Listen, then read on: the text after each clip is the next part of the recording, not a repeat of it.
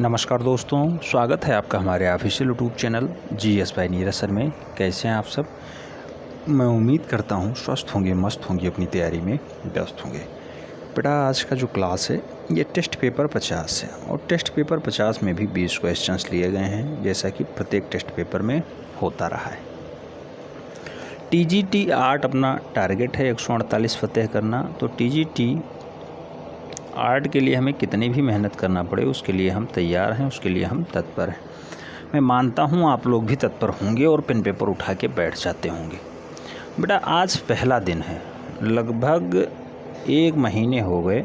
आज पहला दिन ऐसा है जिसमें हम मॉर्निंग में 6 बजे लगभग सो के उठ गए हैं। रात को 1:30 बजे से 2 बजे के बीच हम सोए हैं और 6 बजे उठ गए हैं। जब 255 मैसेज थे, लगातार 4 दिन हम मेहनत किए हैं, तब जाके ख़त्म हुआ है, जिसमें 77 मैसेज हमें सुबह रिसीव करना पड़ा है, तब जा कर के ख़त्म हुआ है। 1 घंटे कुछ मिनट हम बैठे रहे लगातार, तब जाके मैसेज कंप्लीट कर पाए हैं। अब जा कर के सभी का रिप्लाई ख़त्म हुआ था, स्टेटस डाले कि तुरंत 20-25 मैसेज आ चुके हैं। मैं चाहता हूँ बेटा, फ़र्जी मैसेज ना करें तो ज़्यादा बढ़िया है। गुड मॉर्निंग, गुड इवनिंग बोलने से अच्छा है आप अपने काम पे फोकस करें। हम भी काम के लिए ही आपसे मेहनत कर रहे हैं, मेहनत करवा रहे हैं, जिससे आपका सिलेक्शन हो पाए और आप एक योग्य टीचर बन पाएँ, समाज की सेवा कर पाएँ। तो बेटा, गुड मॉर्निंग, गुड इवनिंग हम लोग बाद में कर लेंगे। फ़िलहाल हम लोग मेहनत के लिए आए हैं और तैयारी के लिए कर रहे हैं। हमारा टारगेट एक ही है, 148 फतेह करना है, 120 प्रश्न सही करने। अगर 120 प्रश्न सही करना है 125 में बेटा, तो उसके लिए आपको मेहनत करना होगा। केवल दिखावा से कुछ नहीं हो पाएगा, उसके लिए मेहनत चाहिए। जो आपको अभी तक पढ़ाया गया है, हमें नहीं लगता कि 400-500 वीडियो से कम हमने डाला होगा इधर अभी इस बार, और प्रीवियस में भी बहुत सारे वीडियो पड़े हुए हैं। 150-200 वीडियो तो यूट्यूब पे पब्लिक हैं। जो लोग नहीं ग्रुप से जुड़े हुए हैं वो लोग तो हम देख रहे हैं कि ज़्यादा मेहनत कर रहे हैं, लेकिन जो लोग पेड ग्रुप से जुड़ गए हैं उन्हें लग रहा है कि हम ग्रुप में आ गए हैं, बस हमारा सिलेक्शन पक्का है। बट अभी आप रियल वैल्यू नहीं देखे हैं, कितने फॉर्म पड़े हैं, क्या हैं। इस पर हम वीडियो बना देंगे। लगभग 700-800 लोग आएंगे, 800 लोग उससे कम नहीं रहेंगे एक फॉर्म के लिए। ठीक है, हो सकता है ये 1000 के ऊपर भी डाटा निकल जाए। तो ये छोटा मोटा बात नहीं है, बहुत तगड़ी फाइटिंग होगी और 800 लोगों में आपको नंबर 1 पे बने रहना। ये आपके मेहनत का परिणाम होगा, कर्म का परिणाम होगा। जैसा कर्म करेंगे वैसे ही फल मिलेगा। ठीक है, तो मेहनत करिए बेटा। आइए हम देखते हैं टेस्ट पेपर 50। और टेस्ट पेपर 50 का जो पहला क्वेश्चन समाहित है वो कह रहा है, भारतीय ग्रंथ बृहद संहिता के रचयिता कौन है? बृहद संहिता के रचयिता कौन है? ऑप्शंस में है बाणभट्ट, कलहड़, वराह मिहिर, कालिदास। बेटा, बृहद संहिता को लिखने का काम किसका रहा है? तो आप जानते होंगे, बृहद संहिता हो या फिर बृहद जातक हो या फिर चौर पंचाश का तो नहीं लिखा है इन्होंने ना, या फिर पंच सिद्धांतिका हो। चौर पंचाश का इनकी नहीं है, पंच सिद्धांतिका है, बृहद जातक है, बृहद संहिता है। इनको लिखने का काम किसका रहा है? वराह मिहिर का रहा है। अच्छा, वराह मिहिर बहुत खास व्यक्ति थे बेटा। ये खगोल शास्त्री भी रहे हैं, ज्योतिष शास्त्री भी रहे हैं और गणितज्ञ भी रहे हैं। तो इन्हीं की रचना है जो है बृहद संहिता। कई बार पूछी गई है, हो सकता है बृहद जातक पूछ ले, हो सकता है पंच सिद्धांतिका पूछ ले, तो इसलिए याद रखना होगा। बृहद संहिता के रचयिता Varaha Mihir. Right answer D के साथ बन रहा है। आप अपना स्वमूल्यांकन जरूर करिएगा, ये बताइएगा कितने क्वेश्चंस आपके सही गए। प्रश्न संख्या 2 की बात करते हैं। पूछा गया, सुमित्रा नंदन पंत को किस रचना के लिए ज्ञानपीठ पुरस्कार मिला था? ऑप्शंस में है यामा, चिदंबरा, ययाति या फिर गणदेवता। बेटा, आप जानते होंगे सुमित्रा नंदन पंत जी की सबसे अच्छी रचना चिदंबरा है और उसी के लिए इन्हें ज्ञानपीठ से नवाजा जाता है। तो राइट आंसर सी के साथ बनेगा। सी इज़ द राइट आंसर। प्रश्न संख्या 3 की तरफ बढ़ते हैं। पूछा गया, वसली क्या है? वसली क्या है बेटा? तकनीकी है, कागज पे चित्रण है, धरातल है, माध्यम है या फिर शैली? बेटा, वसली का जो संबंध है वो है कि कागज पे चित्रण हेतु उपयुक्त धरातल वसली कहलाता है। और राइट आंसर सी के साथ बनेगा। कागज पे चित्रण करने के लिए जो धरातल यूज करते हैं उसे हम लोग वसली के नाम से जानते हैं। तो सी राइट आंसर हो जा रहा है।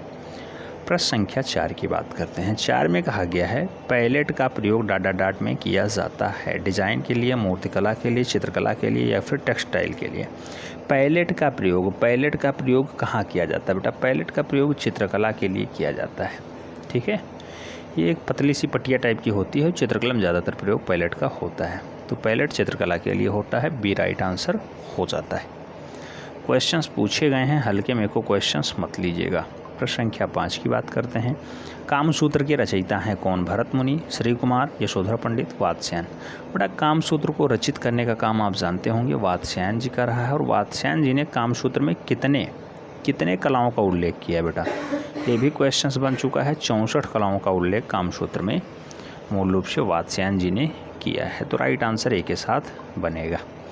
प्रश्न संख्या 6 की बात करते हैं। 6 में कहा जाता है सौंदर्य शास्त्र के अनुसार भाव होते हैं। सौंदर्य शास्त्र के अनुसार कितने भाव होते हैं बेटा? 5, 9, 8, 12। तो जब आप सौंदर्य शास्त्र का अध्ययन करेंगे तो वहाँ 9 भावों का उल्लेख हुआ है, 9 भाव होते हैं। राइट आंसर सी के साथ बन जा रहा है। नेक्स्ट प्रश्न संख्या 7 की तरफ बढ़ते हैं। पूछा गया है ग्राफिक विधि किससे संबंधित है? ग्राफिक विधि किससे संबंधित है? मॉजिक से, टेम्परा से, फ्रेस्को से या फिर एचिंग से? बेटा ग्राफिक विधि का जो संबंध है वो एचिंग से है, एचिंग से। राइट आंसर डी के साथ बनेगा, etching is the right answer. Next प्रश्न संख्या 8 की बात करते हैं। प्रश्न संख्या 8 में कहा जाता है निम्नलिखित में से चक्राकार रेखाएं कौन सा प्रभाव छोड़ती हैं? चक्राकार रेखाएं कौन सा प्रभाव छोड़ती हैं? शांति, विश्राम, स्थिरता या फिर गति? बेटा क्वेश्चंस पूछा गया है, हल्के मत लीजिएगा। चक्राकार रेखाएं कैसा प्रभाव छोड़ती हैं? तो बेटा ये गतीय रहती हैं, सदैव गति का प्रभाव दिखाएंगे, यानी डी राइट आंसर बनेगा। प्रश्न संख्या 9 की तरफ बढ़ते हैं। प्रश्न संख्या 9 में कहा जाता है पाब्लो पिकासो पैदा हुए थे। कहाँ पे पैदा हुए बेटा? फ्रांस में, स्पेन में, डेनमार्क में या फिर इटली में? पाब्लो पिकासो का जन्म जो है वो है स्पेन में। ज़्यादातर लोग इसे राइट आंसर स्पेन ही मारेंगे, स्पेन में ही हुआ है, क्योंकि ये क्वेश्चंस कई बार रिपीट हमने किया है, इसलिए आंसर सभी के लगभग आ रहे होंगे। जो लोग पढ़ाई किए हैं उनका तो आएगा ही बेटा। प्रश्न संख्या 10 की बात करते हैं। 10 में कहा जाता है मोनालिसा चित्र की पृष्ठभूमि में निम्नलिखित में से क्या दर्शाया गया है? देवदूत को दर्शाया गया है, गिरजाघर को दर्शाया गया, दृश्य चित्र दिखाया गया या फिर इमारतों की गली दिखाई गई? बेटा मोनालिसा का जो पृष्ठभूमि तैयार किया गया है उसमें दृश्य चित्रण खूब अच्छे से हुआ है, तो दृश्य चित्र को दर्शाने का प्रयास किया गया है। D is the right answer बन रहा है। प्रश्न संख्या 11 की तरफ बढ़ते हैं। 11 में कहा जाता है अमृता शेरगिल के कार्यों को किसने प्रोत्साहित किया था? पिकासो ने, यामिनी राय ने, वान गॉग ने या फिर पाल गोगा ने? बेटा अमृता शेरगिल के कार्यों को प्रोत्साहित करने का काम किसका रहा है? पाल गोगा का। याद रखना है, पाल गोगा ने प्रोत्साहित किया था। सी राइट आंसर बन रहा है। प्रश्न संख्या 12 की तरफ बढ़ते हैं। 12 में कहा जाता है क्षितिज मजूमदार नामक प्रसिद्ध चित्रकार के कलागुरु कौन थे? क्षितिज मजूमदार के कलागुरु कौन है बेटा? ये क्वेश्चंस बन रहा है। ऑप्शंस हैं रविन्द्रनाथ ठाकुर, E.B. हेबले, जगदीश बसु या फिर अवनींद्रनाथ ठाकुर। राइट आंसर क्या हो जाएगा? तो यहाँ पे जब आप समझेंगे तो आप जान जाएंगे कि अवनी बाबू, जिन्हें बंगाल से इस्टेब्लिश की है, वही इनके कलागुरु हैं। तो क्षितिज मजूमदार के कलागुरु कौन हैं? अवनी बाबू हैं। नेक्स्ट प्रश्न संख्या 13 की तरफ बढ़ते हैं। 13 में कहा जाता है अजंता गुफाओं की अनुकृतियाँ किसने तैयार की थी? विश्वेश्वर सेन ने, असित कुमार हल्दर ने, ललित सेन मोहन ने या फिर सुधीर रंजन खास्तीगिर ने? बड़ा अजंता गुफा की अनुकृतियाँ पूछा जा रहा है और आप जानते हैं असित कुमार हल्दर वहाँ जाते हैं तो वही तैयार करेंगे, यानी असित कुमार हल्दर राइट आंसर बनेंगे। सी इज़ द राइट आंसर हो जा रहा है। प्रश्न संख्या 14 की बात करते हैं। पूछा गया अकबर और जहांगीर काल में किन शैलियों पर विशेष प्रभाव पड़ा है? अकबर और जहांगीर के काल में कौन सी शैली ज़्यादा प्रभावित रही है, ज़्यादा जो है प्रभाव पड़ पाया है? सभी पशु पक्षी, भवन या फिर प्रकृति? आप जानते हैं अकबर भी सभी बनवाता था और जहांगीर भी खूब सभी बनवाता था। अकबर के काल का सभी बहुत फेमस था, तो सभी पे ये लोग ज़्यादा काम किए हैं। राइट आंसर बी के साथ बन रहा है, सभी is the right answer. Next प्रश्न संख्या 15 की बात करते हैं। 15 में कहा गया सर्वप्रथम लघु चित्रण किस पे बनाए गए? सबसे पहले लघु चित्र किस पे बनाए गए बेटा? कागज़ पे, कांच पे, ताड़पत्र पे या पलस्त्र पे? आप जानते हैं लघु चित्रण सबसे पहले जो बनाए जाते हैं वो ताड़पत्रों पे बनाए जाते हैं, तो राइट आंसर बी के साथ बन रहा होगा। ताड़पत्र इज द राइट आंसर। प्रश्न संख्या 16 की तरफ बढ़ते हैं। 16 नंबर क्वेश्चंस में कहा जाता है कि अजंता की गुफाएं किस राज्य में स्थित हैं? मध्य प्रदेश, कर्नाटका, महाराष्ट्र, तमिलनाडु। बेटा अजंता की जो गुफाएं हैं वो मूल रूप से महाराष्ट्र प्रांत में स्थित हैं। राइट आंसर बी के साथ हो जा रहा है, B is the right answer. बहुत सारे लोग कन्फ्यूज़ रहते हैं कि हमें पढ़ना क्या है, नहीं पढ़ना है, क्या पढ़ना है क्या नहीं पढ़ना है, क्योंकि उन्हें कन्फ्यूज़न होती है। थंबनेल लग जाता है यहाँ टीजीटी और पीजीटी का, बस वो परेशान कि हमें टीजीटी केवल देना है। बेटा जबकि हमारे यहाँ स्पेशली टीजीटी आरटी की तैयारी कराई जा रही है। हमारा लक्ष्य क्या है? 148 फतेह करना। देखिए अगर हमारा पीजीटी लक्ष्य होता तो हम पीजीटी भी लगाते और बताते, बार बार बोलते। बेटा पीजीटी का सिलेबस ब्रॉड होता है और ट्रेंड ग्रेजुएट टीचर का सिलेबस थोड़ा कम है, नौकरी लेने में आसानी है। जबकि पोस्ट ग्रेजुएट टीचर में आप रट्टा मार के जो है नौकरी नहीं पा सकते हैं, क्योंकि वहाँ आपको ज्ञान होना चाहिए और ज्ञान के आधार पे ही आप साक्षात्कार दे पाएंगे। साक्षात्कार 75 नंबर का होता है, उसमें फाइटिंग होगी, अच्छा नंबर होगा तभी आप सिलेक्ट हो पाएंगे। ठीक है, तो हमारा लक्ष्य टीजीटी है, ट्रेंड ग्रेजुएट टीचर है, ना कि पोस्ट ग्रेजुएट टीचर। ठीक, तो ट्रेंड ग्रेजुएट टीचर के लिए हम लोग स्पेशली मेहनत कर रहे हैं, इसीलिए हम लोग दिन रात एक कर रहे हैं। हमारा लक्ष्य है 148 फतेह करना, तो हम लोग उस पर मेहनत कर रहे हैं, काम कर रहे हैं। आप भी मेहनत करिए बेटा। मैं उम्मीद करता हूँ कि आप लोग पेन पेपर ज़रूर उठा के बैठते होंगे। हर एक पॉइंट जो आपको नया लगता हो नोट डाउन जो है ज़रूर करिएगा। प्रश्न संख्या 17 की बात करते हैं। पूछा गया नर्मदा नदी के उद्गम के पास कौन सी प्रसिद्ध चित्र गुफा स्थित है? बेटा बहुत कन्फ्यूज करता है ये क्वेश्चन। नर्मदा नदी के पास कौन सा है? कहीं से तनवासल हो जाता है तो कहीं जो है जोगीमारा हो जाता है। आप खुद सोचिए कौन सा पाया जाएगा। बहुत घुमा घुमा क्वेश्चंस, बहुत सारे जो है बुक आए उठाएंगे, प्रीवियस ईयर उठाएंगे, बहुत सारे कंफ्यूज कर देंगे। नर्मदा नदी आप जानते हैं कहाँ बहती है? मध्य प्रदेश में। और जब मध्य प्रदेश में बहेगी तो मध्य प्रदेश वाला डाटा होना चाहिए, तो जोगीमारा इसका राइट आंसर लगाना बेटा। जोगीमारा गुफा, जोगीमारा गुफा। बहुत कन्फ्यूज करता है क्वेश्चन। प्रश्न संख्या 18 की बात करते हैं। पूछा गया म्यूरल यानी भित्ति चित्रण किस भाषा से उत्पन्न शब्द है? भित्ति या फिर म्यूरल किस भाषा से उत्पन्न शब्द है? फ्रेंच से, जर्मन से, अंग्रेजी से या फिर इटालियन से? बेटा म्यूरल जो है वो मूल रूप से आप जानते होंगे अंग्रेजी भाषा का शब्द है, तो राइट आंसर अंग्रेजी भाषा बनेगा, यानी B is the right answer बनेगा। प्रश्न संख्या 19 की बात करते हैं। 19 में कहा गया है होशंगाबाद के प्रागैतिहासिक क्षेत्रों की खोज किसने की थी? होशंगाबाद के प्रागैतिहासिक क्षेत्रों की खोज किसने की थी? वाकाड़कर ने, मनोरंजन घोष ने, रविंद्रनाथ बिष्ट ने या फिर कर्निघम ने? तो होशंगाबाद के प्रागैतिहासिक क्षेत्रों की जो खोज की गई है बेटा वो मनोरंजन घोष के द्वारा की गई है। राइट आंसर बी के साथ बन रहा होगा, B is the right answer.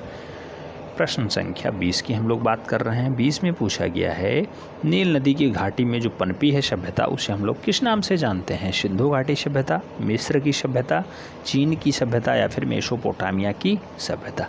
तो बेटा नील नदी के घाटी में जो उत्पन्न हुई सभ्यता है उसे हम लोग मिस्र की सभ्यता के नाम से जानते हैं, मिस्र की सभ्यता। राइट आंसर जो है सी के साथ बन रहा है, सी इज़ द राइट आंसर।